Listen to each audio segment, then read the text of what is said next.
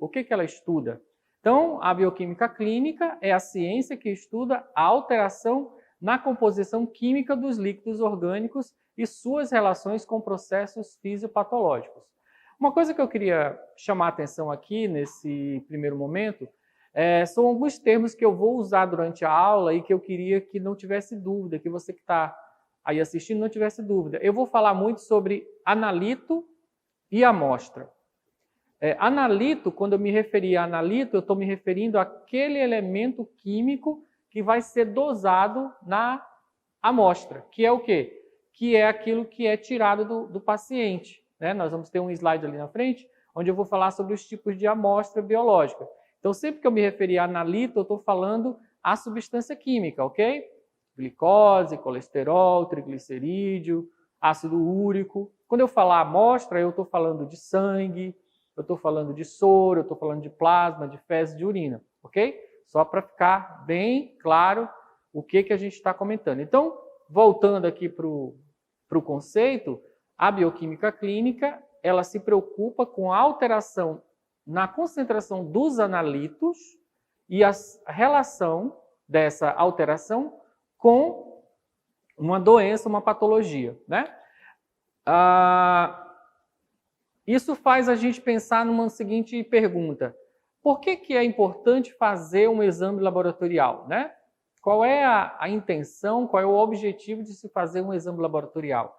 Então, muitas vezes a gente pode pensar que o exame laboratorial ele serve apenas para diagnosticar uma doença, mas não, ele tem várias outras funções, como a gente pode ver aqui no slide. Ele avalia a função de um órgão, ele avalia um estado metabólico, ele estabelece a presença ou ausência de uma enfermidade, ele acompanha a evolução de uma enfermidade, ele pode servir como um marcador de estadiamento de uma determinada doença. Se eu tiver um nível X, eu estou num estado tal. Se eu tiver num X mais 2, eu estou num outro nível da doença, num outro estágio da doença. Isso é muito utilizado em doenças crônicas, por exemplo, né? Quando você tem, por exemplo, uma glicemia, né? Uma glicemia, ela pode diagnosticar você como pré-diabetes, como diabetes, ou um diabetes avançado, dependendo desse nível de glicemia no paciente. Ele pode ser utilizado, né? O exame pode ser utilizado, pode ser solicitado, por exemplo, para fazer o controle da cura da doença.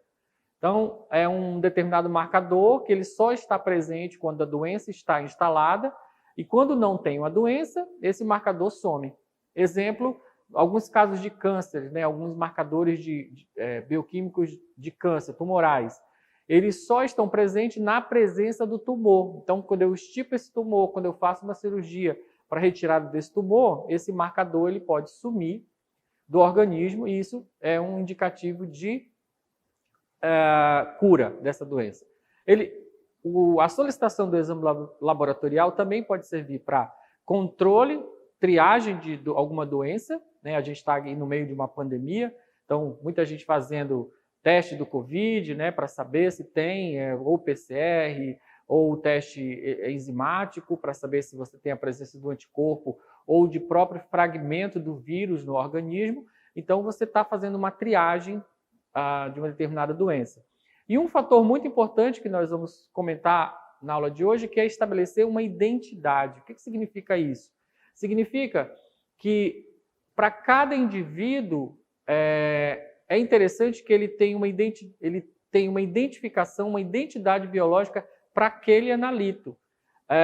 Isso nos leva a um outro conceito, que é o conceito de valores de referência. O que são valores de referência, né? Valores de referência são aqueles intervalos considerados normais para uma população. Então, muitas vezes, quando você recebe o exame de laboratório, você recebe lá o seu nível, o seu resultado, e você recebe lá do lado aquele valor que é considerado normal, né?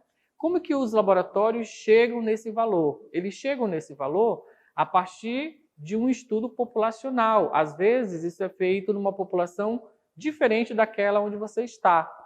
E, em muitos casos, esse marcador, esse valor de referência, ele não reflete 100% da realidade. Até porque esse valor de referência ele sofre influência de vários fatores, né? Eles não são valores estáticos, eles mudam. Eles sofrem, por exemplo, eles podem ser determinados até através de associações médicas, né, de diretrizes médicas que se alteram. Por exemplo, o valor da glicose já se alterou várias vezes. Até algum tempo atrás, o valor normal era 110 miligramas, de 70 a 110 miligramas por decilitro. Hoje o valor é acima de até 99 miligramas por decilitro. Né? O colesterol também recentemente, alguns anos atrás, mudou os valores de referência, ok? Então, assim, não são valores estáticos.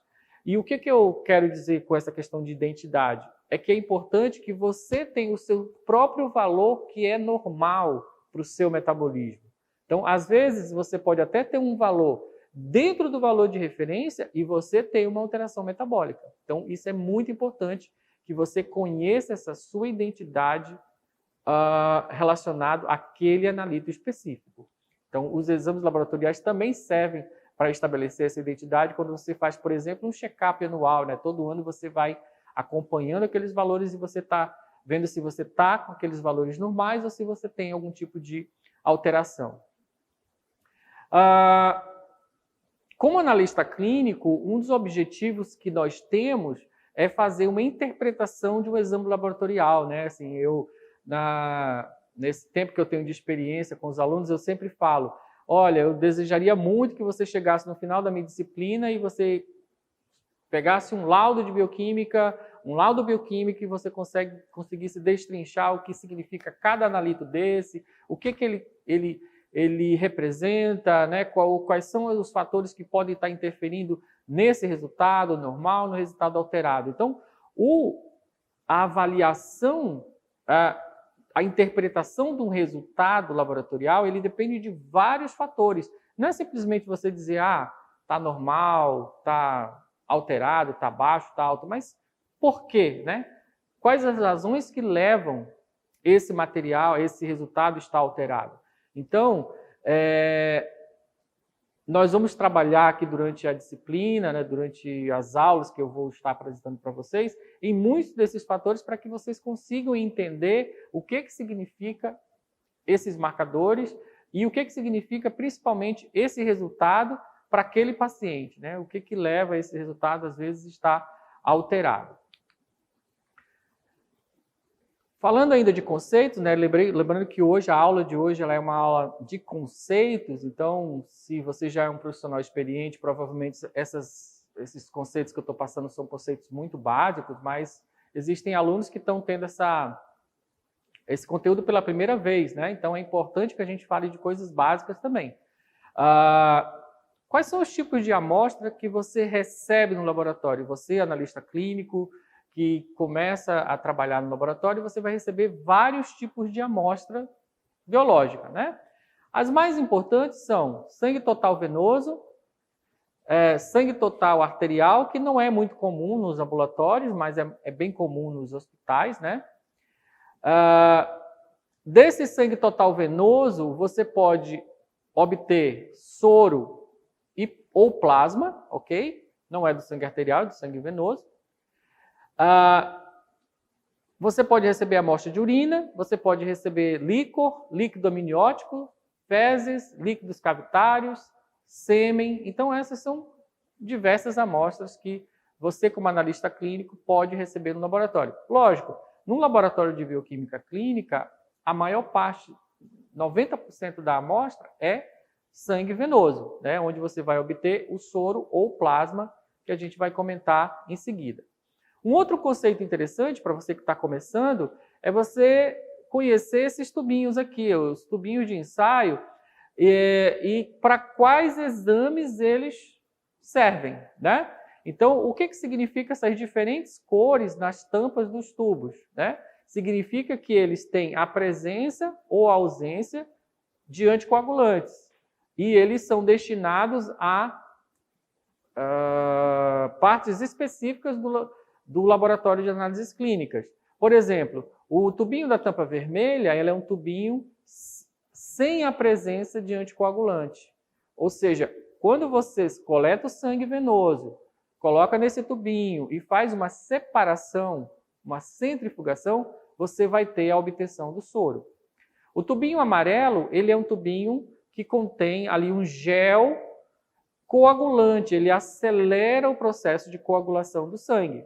Também é usado na bioquímica, porque ele é um tubo para a obtenção do soro. O tubinho da tampa cinza, né? Ele tem fluoreto de sódio e normalmente é DTA. Ele é importante, ele é utilizado, na verdade, para a mensuração da glicose, especificamente para a mensuração da glicose. Por quê? A glicose, quando ela é coletada sem anticoagulante, sem nada, por exemplo, no tubo da tampa vermelha ou amarela, ela pode sofrer uma reação chamada glicólise espontânea. Essa glicólise então, é uma quebra da glicose que pode diminuir ou dar um resultado falsamente negativo se esse sangue não for utilizado, ou se esse soro, se essa análise não for realizada dentro de um tempo determinado. Em geral, até 2 horas não sofre grandes alterações. Após esse tempo, você já tem uma queda significativa nos níveis de glicose quando você não coleta a amostra num tubo específico, que é o tubo da tampa cinza, contendo fluoreto, né? Outro tubinho é o tubinho da tampa azul. Ele contém citrato de sódio. Ele é, na verdade, utilizado para a área de hematologia nos exames de coagulação. TAP, TTPA, agregação plaquetária. Então, você utiliza esse tubinho da tampa azul. O tubinho da tampa verde é um tubinho contendo heparina. Ele não é muito utilizado no laboratório de bioquímica ou de análises clínicas, a não ser na gasometria, né? Na gasometria você deve usar o tubo heparinizado, mas não é muito comum esse tubo na maioria dos exames laboratoriais. E você tem um outro bem comum também, que é o tubinho da tampa roxa, que contém EDTA, que é utilizado para hematologia. Então, você que está começando a área de análises clínicas, pode ser bem simples, mas é algo que você tem que aprender, tem que conhecer para cada exame laboratorial, se ele vai se destinar para bioquímica, é uma cor da tampinha, se ele vai para hematologia, é outro anticoagulante. Então, é algo que você tem que aprender. Vamos falar um pouco sobre a obtenção do soro e do plasma. Como eu falei para vocês, soro e plasma são 2 amostras muito utilizadas no laboratório de bioquímica clínica, principalmente o soro. Então, o que é esse soro? O soro é a fração líquida do sangue sem a presença dos fatores de coagulação. Como é que eu obtenho esse soro? Obtenho a partir da centrifugação do sangue venoso. Então, eu vou coletar o sangue total, né, no tubinho da tampa vermelha, sem anticoagulantes. Eu espero coagular, então normalmente eu levo para o banho-maria, espero aí 15 minutos, deixo coagular, vou para uma centrífuga. Na centrífuga eu vou fazer uma separação dos elementos celulares dos elementos acelulares. Essa parte sobrenadante é o meu soro, né? E ele que vai ser utilizado nas análises laboratoriais, nas análises bioquímicas. Para obter o plasma, a única diferença é que eu vou coletar o meu sangue com um tubinho contendo EDTA, ou contendo heparina, ou contendo citrato. Se vocês lembram do slide anterior, o que a gente falou? O citrato é o tubinho da tampa azul, a heparina é o tubinho da tampa verde, né? E o EDTA é o tubinho da tampa lilás, né? Então, com esses anticoagulantes, eu fazendo esse mesmo processo, eu vou obter o plasma. Então, é bem simples. A diferença entre soro e plasma é a presença ou não de anticoagulante na amostra. E aí a gente entra nessa parte da aula, onde a gente vai falar sobre fatores que alteram o resultado de um exame laboratorial. Então, são inúmeros fatores. Então, quando você recebe um exame, para que ele esteja correto, ele depende de várias situações para que você possa acreditar que aquele resultado que aparece lá é um resultado verdadeiro, é um resultado fidedigno. Então, vários desses elementos que a gente vai comentar na aula de hoje, eles têm que ter sido observados, têm que ter sido entendidos, têm que ter sido averiguados pelo analista clínico para que você possa ter confiabilidade no resultado do exame laboratorial, né? Então, quais são essas variáveis que podem interferir nesse resultado?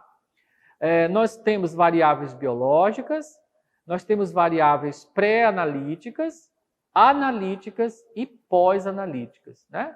Então, variáveis biológicas são a idade do paciente, o sexo, às vezes o ciclo menstrual, por exemplo, se for um hormônio, ele vai sofrer muita variação, né? A própria gravidez, a lactação, a raça, existem, às vezes, análises que diferem, né, de indivíduos de raça asiática, branca, parda, amarela, negra, etc. E a própria superfície corporal, né? Pacientes mais com áreas de superfície maiores ou menores, e você vai ter uma distribuição desses elementos de acordo com essa superfície corporal. Variáveis pós-analíticas, né? A transcrição do exame, a transmissão, a entrega, a interpretação, às vezes um erro de digitação, isso é um fator importante que pode levar a um erro laboratorial. Se o laboratório não tiver um bom controle de qualidade nessa parte, isso pode ser um fator importante, né? Variações analíticas, aí tem mais relação com a qualidade do pessoal que está executando essa análise e dos equipamentos, né? Os equipamentos, eles sofrem degradações, eles sofrem manutenções, né? A lâmpada que gasta, às vezes é banho-maria que não está na temperatura correta, né? Às vezes, dependendo do exame, é a expertise do profissional que está fazendo o teste. Isso são variáveis importantes que podem fazer diferença no resultado.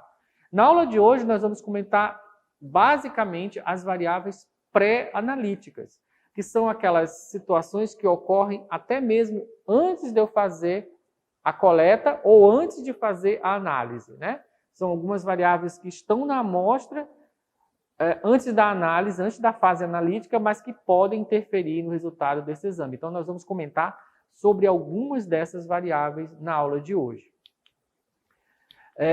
A primeira variável que nós vamos falar é sobre o jejum, né? Quando eu ministro essa aula presencialmente, numa turma, né, com alunos presenciais, eu sempre faço essa pergunta: você acha que qualquer exame laboratorial precisa obrigatoriamente de jejum? O que é que vocês acham? Vocês acham que sim ou que não?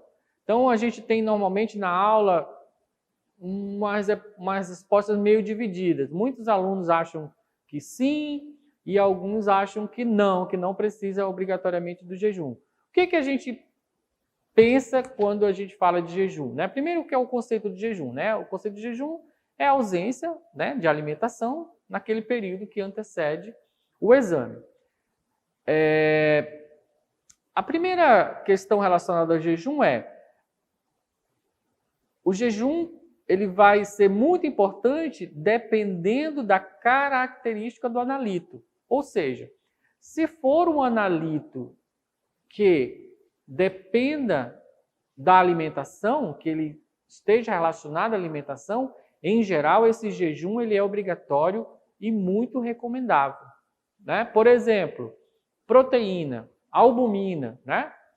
Vou dosar albumina e eu sei que se eu me alimentar de proteína, eu estou ingerindo um conteúdo de albumina, então isso vai interferir no meu resultado, ok? Ferro, mesma coisa. Eu vou dosar ferro, se eu me alimentar com carne rica em ferro, isso pode interferir.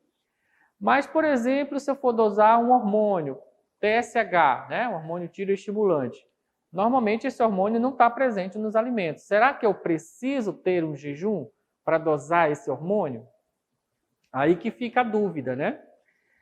Bem, para a gente não se prolongar muito, sim, se você for observar, mesmo esses elementos, mesmo esses analitos que não têm uma interferência direta da dieta, eles exigem algum tempo de jejum. Por quê?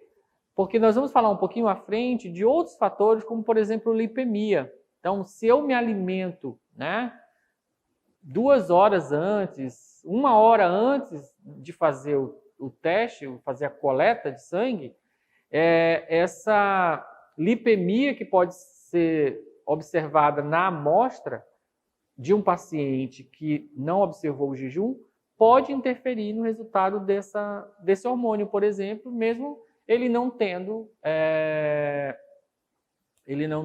um efeito tão direto da alimentação. Então, assim, para responder aquela pergunta que eu fiz no início, sim.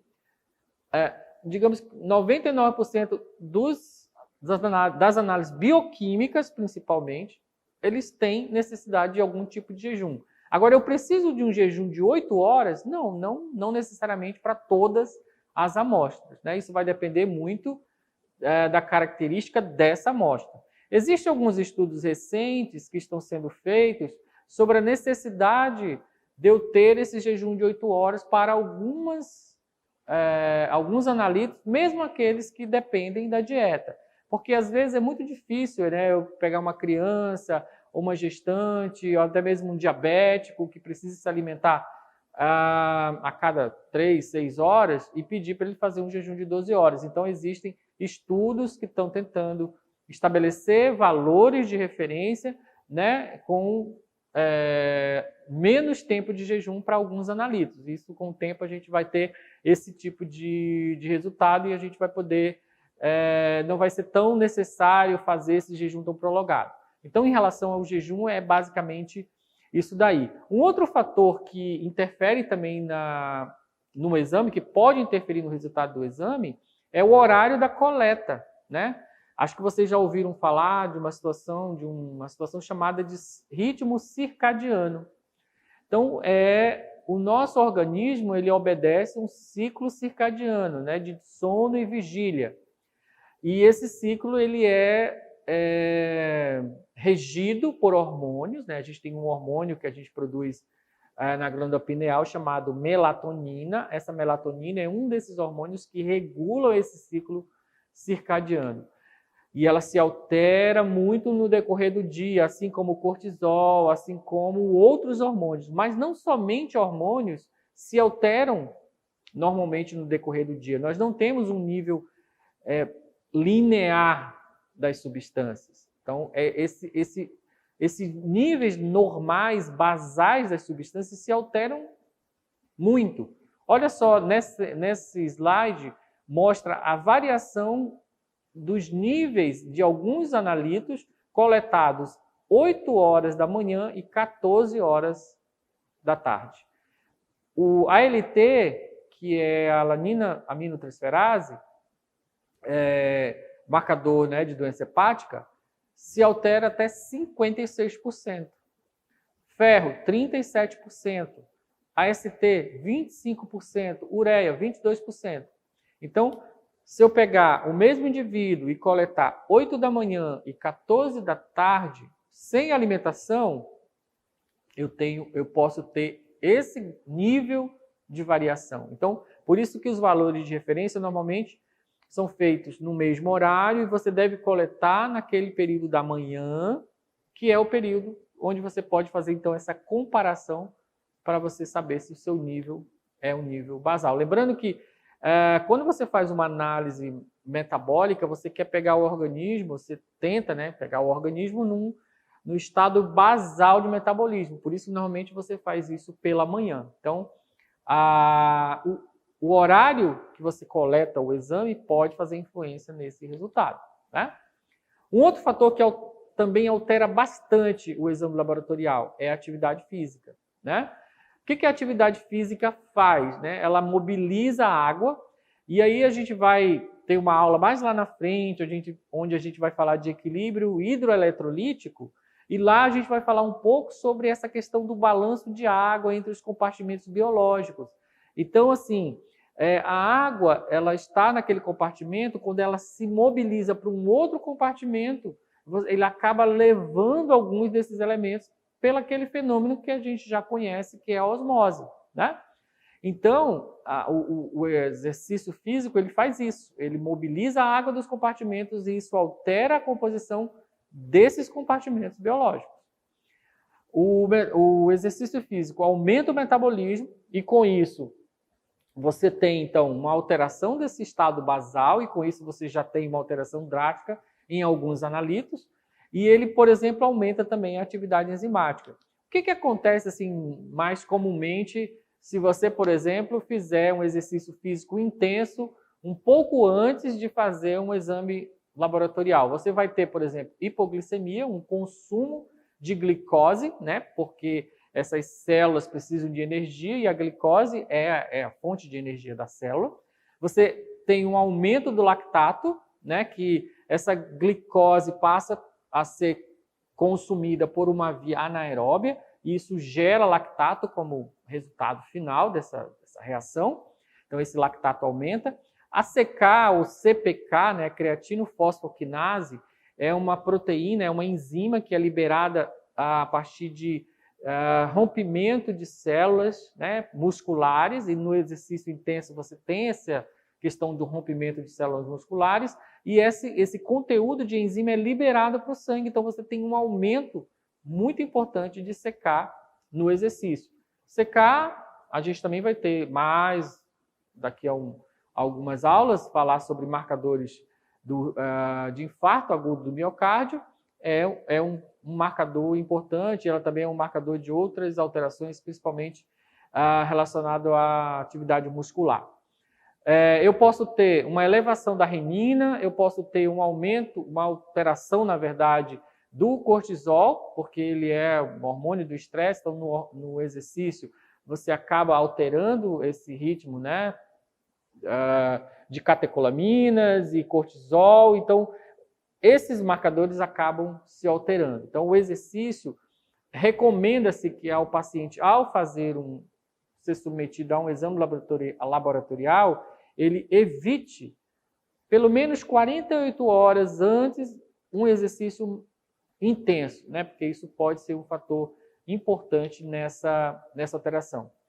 Uma coisa que a gente nem imagina, né? Mas a simples posição que eu estou no momento da coleta pode alterar o resultado do exame. Por quê? Porque o fato de eu estar deitado, sentado ou em pé altera a mobilização de líquidos no organismo. Eu já falei que a mobilização de líquidos é um fator importante. Quando eu altero essa mobilização de líquidos, eu estou alterando a composição de alguns analitos. Eu vi um trabalho bem interessante numa revista, a Revista Brasileira de Análises Clínicas, onde eles compararam os resultados de alguns analitos de pacientes, no mesmo paciente, coletando ele sentado, deitado e em pé. E as variações são bem importantes e bem significativas, né? Não dá aqui para a gente ficar falando sobre todos eles, mas são alterações significativas. Por isso que o ideal é você chegar ao laboratório, você esperar ali uns 30 minutos sentado, depois você vai lá, né, sentado mesmo, faz a sua coleta, então você está dentro daquele que é considerado normal. A gente vai falar um pouquinho mais à frente de hospitalização. Esse paciente que está hospitalizado, que é coletado deitado, ele pode ter alteração em alguns analitos só pelo fato dele estar deitado na cama. Que é exatamente o que está aqui, né? Hospitalização, olha só o que acontece. Em 4 dias, o hematócrito se eleva em até 10%. O que é hematócrito, né? Hematócrito é aquela fração celular do sangue, né? Então significa que eu tenho menos líquidos nesse sangue, ou seja, houve uma mobilização de líquido para o interstício, né? Para os tecidos. O PSA pode se reduzir em até 50%. PSA é o hormônio prostático, né? Ele é um marcador de câncer de próstata, né, de alteração na próstata. E um paciente hospitalizado pode ocorrer também um efeito, uma hemodiluição. Isso porque a maioria dos pacientes hospitalizados estão sob tratamento hídrico, né? Recebem glicose, soro fisiológico direto na veia, e isso pode ocorrer fazendo uma diluição dessas substâncias que estão no sangue, e isso pode alterar o resultado. Se você é um farmacêutico, um biomédico que trabalha dentro do hospital, com certeza você se depara com esse resultado e você tem que saber se esse paciente está ou não sobre terapia hídrica, né? Ocorre normalmente nesse paciente uma redução de proteínas e albumina, aumenta o cálcio ionizado. Por quê? Porque o cálcio ele tem uma fração dele que é ligada à proteína. Se diminui a proteína, o cálcio ionizado, ou seja, aquele cálcio que não está ligado à proteína, aumenta, né? E há uma redução do potássio sérico. Esse potássio ele é um mineral pequeno, então normalmente ele vai junto com a água, né? Se tem essa mobilização de água, esse potássio vai junto e por isso que ele está reduzido nesses casos.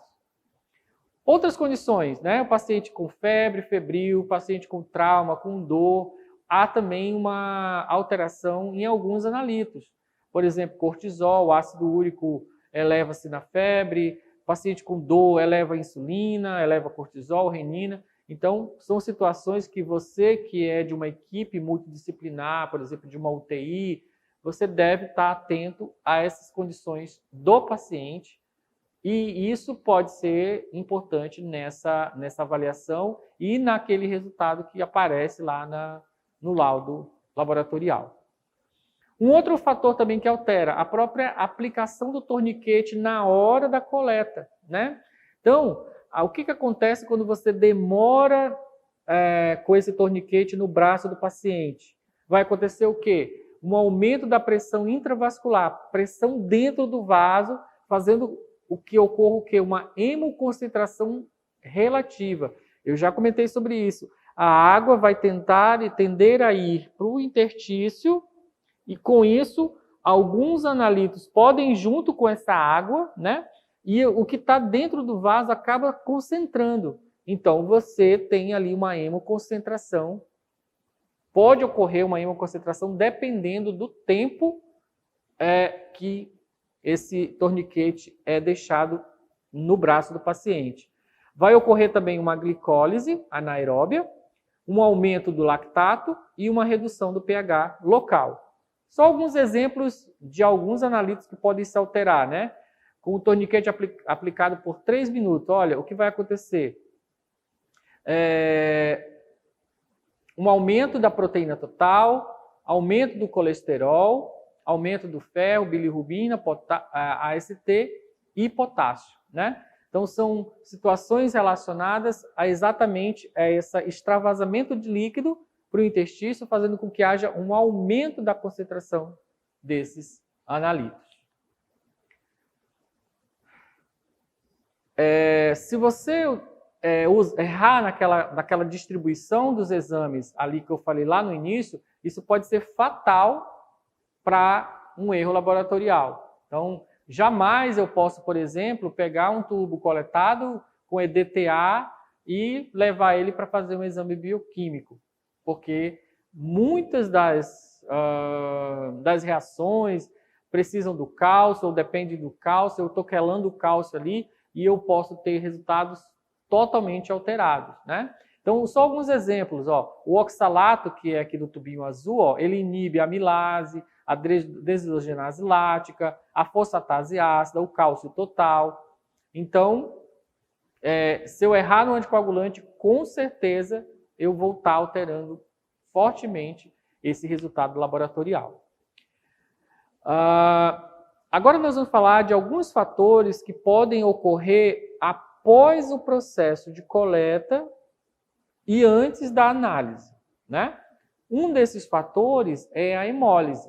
O que é a hemólise? A hemólise é a presença anormal, né, de hemoglobina no soro ou no plasma. Essa hemólise ela pode ocorrer por situações in vivo, ou seja, do próprio indivíduo. Você pode ter uma doença que está causando uma hemólise intravascular. Exemplo, a gente tem algumas parasitoses, né? A gente tem dengue, tem malária, que podem, por exemplo, causar uma hemólise intravascular. Ou algumas doenças hematológicas também. Mas, a maioria das vezes, essa hemólise ocorre ex vivo, né? Ocorre fora do organismo. Durante o processo de coleta ou do processo de centrifugação, de obtenção desse soro ou desse plasma. Normalmente, como que eu eu sei, né? Eu tenho que conhecer a clínica do paciente, ok? Mas também eu posso comparar diferentes tubos coletados daquele paciente e ver, um tubo hemolizou e o outro não. Então significa que essa hemólise ela ocorreu, não é uma hemólise em vivo, é uma hemólise que ocorreu depois do processo de coleta, né? Então isso eu posso observar. Eu tenho, assim, o que essa hemólise vai interferir numa análise? Isso depende, em grande parte, da relação que existe do analito dentro e fora da hemácia, né? A gente tem uma relação aqui, que mostra alguns analitos e a sua relação de concentração ou atividade dentro e fora da hemácia. Exemplo, desidrogenase lática, é uma enzima, né? Olha só, ela é 160 vezes mais ativa dentro da hemácia do que fora. Ou seja, qualquer rompimento de hemácia explode a atividade de desidrogenase lática. Por isso que a desidrogenase lática é um marcador de hemólise, né? Então, se eu quiser saber se há hemólise, eu posso dosar a desidrogenase e isso ser um indicador. O próprio potássio, né? A gente sabe que o potássio é o cátion intracelular, então ele está 23 vezes mais concentrado dentro da hemácia do que fora. Outro marcador importante de hemólise, tá? Isso significa também o quê? Por exemplo, se eu tiver uma análise de potássio no soro e essa amostra estiver hemolizada, eu não posso liberar esse resultado, porque eu sei que ele é um resultado falsamente positivo, né? Porque esse potássio que está lá na amostra, ele não é do meu soro, ele é um potássio que estava na hemácia, né? Existe uma outra situação que a gente chama de pseudo-hiperpotassemia, que é quando eu coleto esse sangue, eu não centrifugo no tempo correto, e aí eu tenho um extravasamento de potássio de dentro para fora da hemácia, mesmo sem haver uma hemólise aparente. Mas eu tenho esse extravasamento de potássio para fora da célula, e isso aparece aumentado no meu soro ou no meu plasma. Então esse é um fenômeno chamado pseudo-hiperpotassemia. Agora eu pergunto para vocês, e por exemplo, uma glicose, que a relação é 0,8 para 1, ou um fósforo, que é 0,8 para 1 também. Será que eu posso dosar uma glicose numa amostra hemolizada? Isso vai depender de alguns fatores. Um fator importante é nós vamos falar na aula seguinte sobre métodos laboratoriais. Aí eu vou explicar para vocês como funciona uma reação bioquímica e como que ocorre a detecção da presença desse analito. No caso da glicose, a reação que normalmente é utilizada no laboratório para determinar uma reação enzimática, né? E essa reação enzimática, ela produz uma cor, e essa cor é medida por um equipamento chamado espectrofotômetro. Normalmente, a cor, a região da leitura da reação é uma região que absorve a hemoglobina. Então, assim, se eu tenho presença de hemoglobina na mesma região em que a reação é lida, isso pode ser um fator interferente. Então, eu tenho que conhecer, eu sei que isso é um pouco difícil de eu conhecer e decorar, né, saber qual é a cor que a reação vai formar, qual é a região que vai ser lida, né, e se isso interfere no exame. Mas, assim, eu sempre falo para meus alunos, o bom farmacêutico, o bom biomédico, o bom analista clínico, o bom bioquímico, ele conhece a estrutura das moléculas. Quando eu falo glicose, quando eu falo hemoglobina, eu sei o que ela é. Eu sei a faixa da absorção da luz dessa substância. Isso faz eu pensar, exatamente, quando eu chegar numa situação como essa, eu consigo raciocinar e consigo responder, por exemplo, uma questão. Será que se eu tiver uma amostra hemolizada e for dosar glicose, isso pode interferir?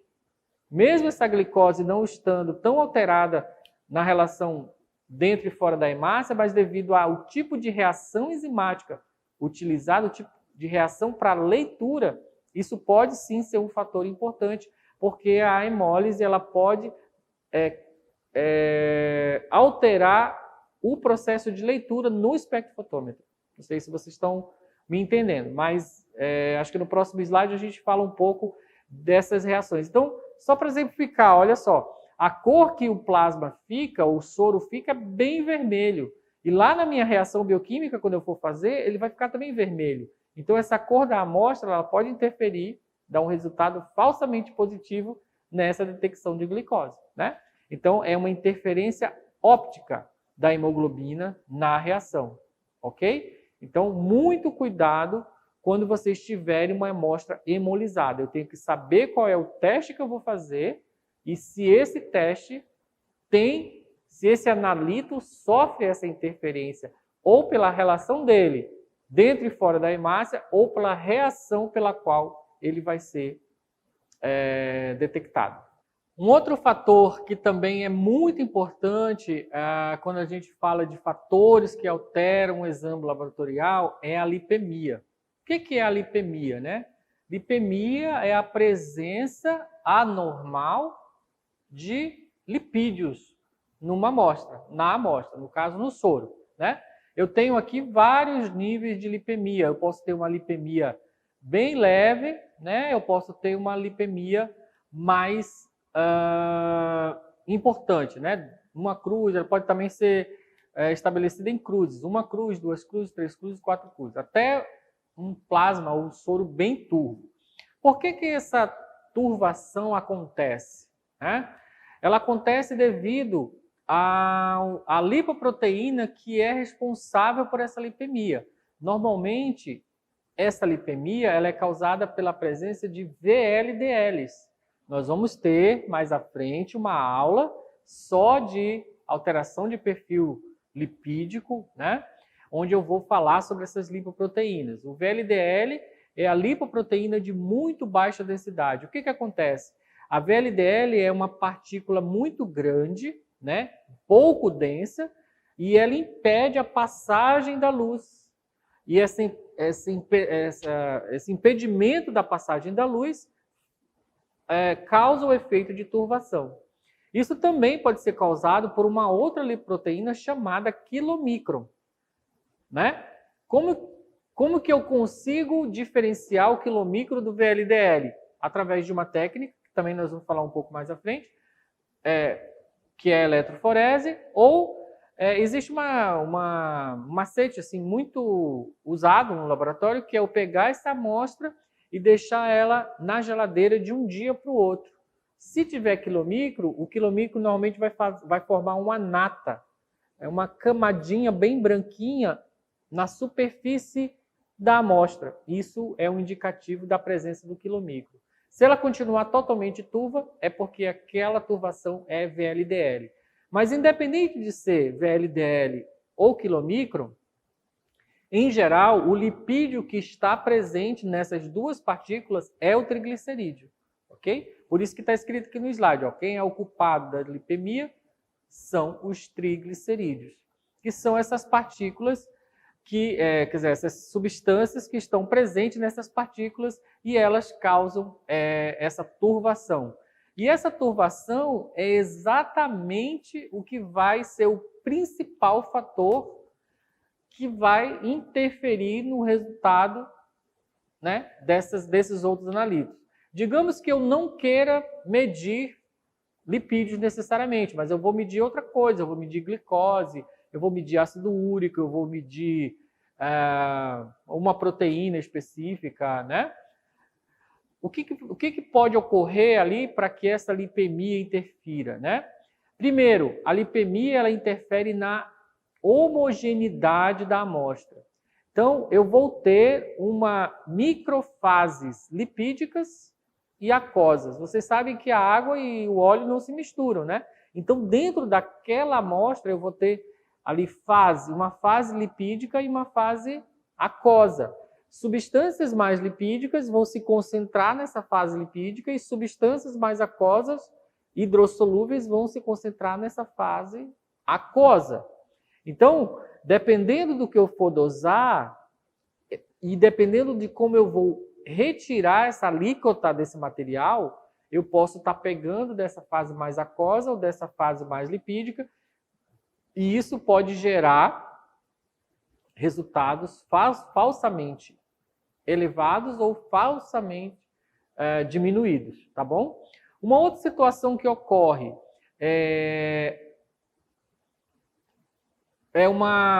essa turbidez, ela interfere muito porque nós vamos falar na próxima aula sobre espectrofotometria, que é a principal técnica utilizada nas análises bioquímicas.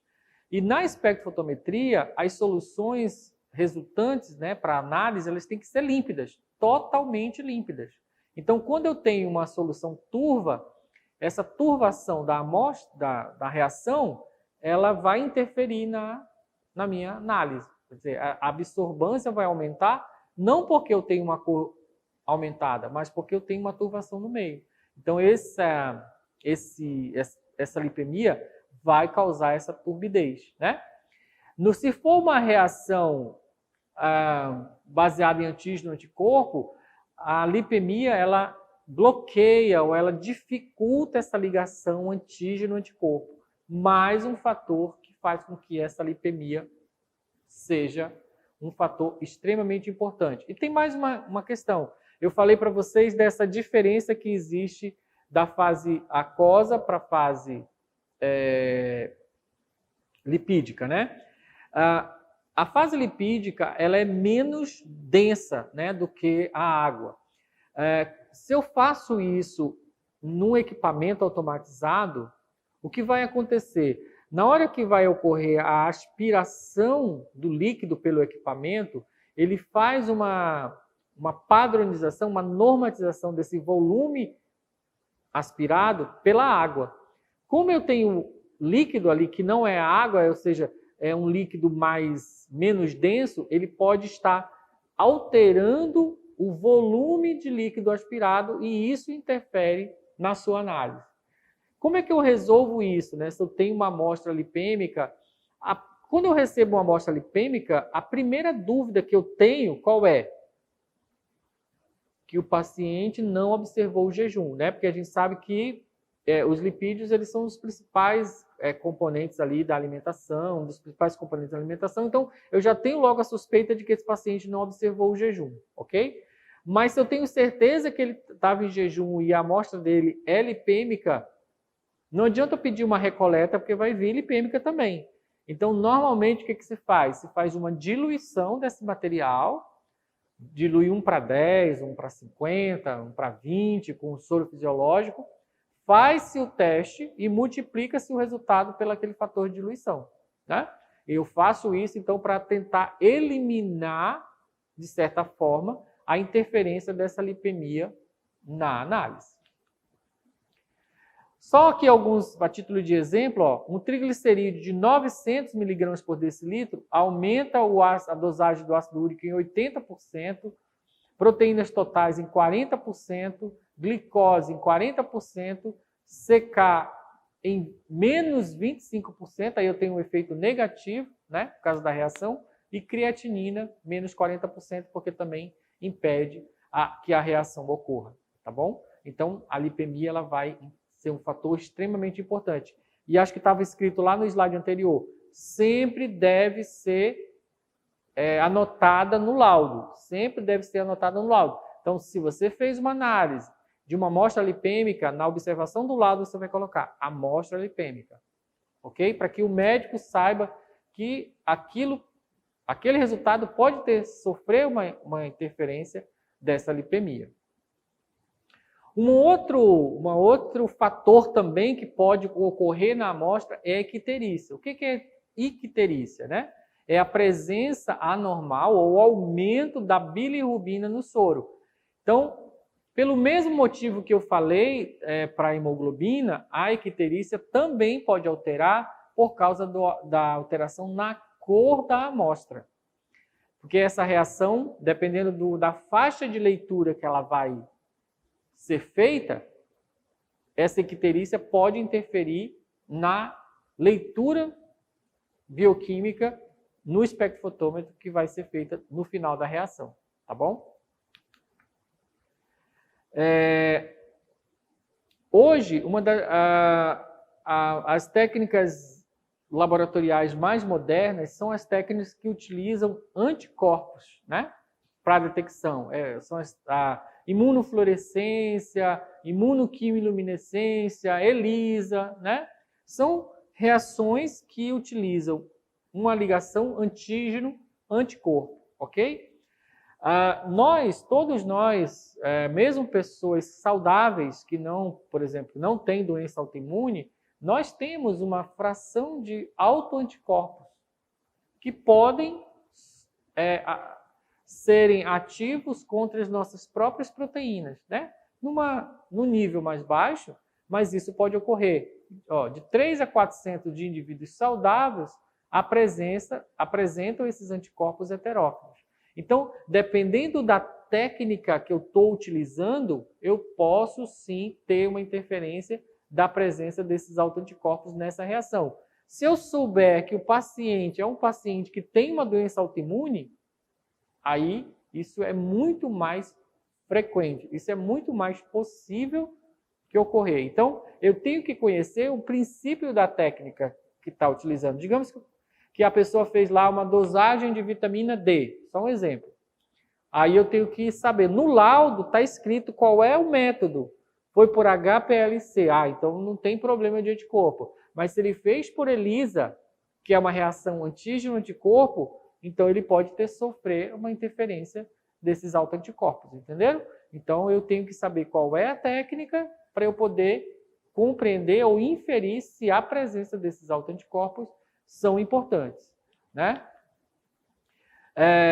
Antes da gente passar por essa fase, eu queria só chamar a atenção para mais um detalhe, que não está aqui no slide, mas é o uso de medicamentos, né? Então, esse paciente pode estar utilizando medicamentos que podem interferir nesse resultado. Ou não só medicamentos, como hoje está sendo muito difundido o uso de suplementos, né, alimentares e vitaminas. Uma das substâncias que mais interferem em exames laboratoriais é o ácido ascórbico, a vitamina C, né? Então, muita gente utiliza a vitamina C, 1 grama por dia, tem gente que toma 2 gramas por dia de vitamina C. E o que acontece com a vitamina C? Ela é um ácido, né? O ácido ascórbico, então ela pode alterar o pH ali da amostra, então isso interfere em algumas reações bioquímicas. Essa vitamina C ela é um potente antioxidante. Algumas reações bioquímicas elas são reações de oxirredução. Então, se eu tenho uma carga muito alta de antioxidantes na amostra, isso pode ter interferência na reação bioquímica a ser executada, né, a ser realizada. Então, recomenda-se que o paciente não ou suspenda pelo menos o uso de vitamina C pelo menos 24 horas ou 48 horas antes do exame laboratorial. Mas não só a vitamina C. Alguns medicamentos, eles são muito importantes, eles são inibidores enzimáticos, eles interferem na inibição de algumas enzimas que podem ser utilizadas como biomarcadores. Então, eu tenho que conhecer, no caso, se o paciente ingere algum medicamento e se esse medicamento interfere na reação daquele analítico que eu estou querendo dosar. Então, assim, esses são os principais fatores que podem interferir, só para vocês terem ideia de como, às vezes, quando eu recebo um laudo ali, né, eu não tenho essa noção de tanto de coisa que pode estar interferindo nesse resultado, né? Será que o paciente tem uma doença autoimune? Será que esse paciente está tomando medicamento? Ele está tomando vitamina? Esse paciente tem uma parasitose que gerou uma hemólise, né? Ele tem uma dislipidemia que a amostra dele estava lipêmica. Então, tudo isso pode fazer diferença, às vezes, para eu ter o resultado falsamente elevado ou falsamente diminuído, ok? Então, essa era a aula sobre esses conceitos gerais e essa parte dos fatores que interferem nos exames. Eu preparei para vocês algumas perguntas bem rápidas para a gente ver se vocês conseguiram captar alguma coisa do que eu falei nessa aula de hoje. A primeira pergunta é sobre a questão das tampas, né, das cores das tampas dos tubos. Vê se vocês lembram aí o que eu falei. Olha só, a cor da tampa do tubo de escolha para os exames laboratoriais nessa sequência, né? Gasometria arterial, hemograma, glicose e tempo de tromboplastina parcial. Vamos lá, gasometria é heparina, né? Normalmente eu estou coletando um tubo com heparina. Qual é a cor do tubinho de heparina? Então eu já vou direto para a letra C. Tá fácil, né? Verde. Hemograma é o tubinho da tampa lilás. Glicose, tampa cinza. E o TAP é a tampa azul. Então a nossa resposta aqui é a letra C. Verde, lilás, cinza e azul. Próxima pergunta. Qual dos seguintes analitos sofre mais interferência da hemólise? Eu mostrei ali atrás para vocês um quadro onde eu tenho uma relação desse analito dentro e fora da hemácia. Se vocês lembrarem, eu falei que um dos principais marcadores é quem? É a letra A, desidrogenase lática, né? O potássio poderia ser, o TGO também poderia ser, que é o AST, né? O próprio TGP, o cálcio não. Mas desses aqui, o que mais tem relação com a hemólise é a desidrogenase lática, letra A. Outra pergunta. A aplicação prolongada do torniquete causa exceto... Então, ele causa hemodiluição? Não sei, né? Aumento do lactato? Redução do pH? Hiperpotassemia?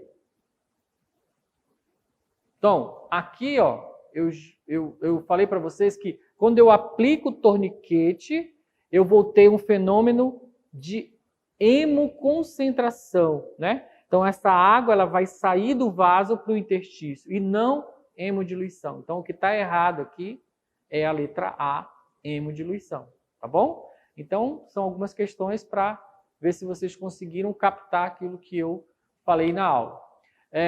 São algumas referências, assim, a nossa primeira aula, eu uso muito um livro chamado TITS, tá bom? É um livro bem robusto da nossa disciplina, acho que é o melhor livro que a gente tem no mercado. Ele tem uma versão de 2008, acho que tem uma versão depois de 2008, mas eu uso mais a versão de 2008, que é a versão que eu tenho.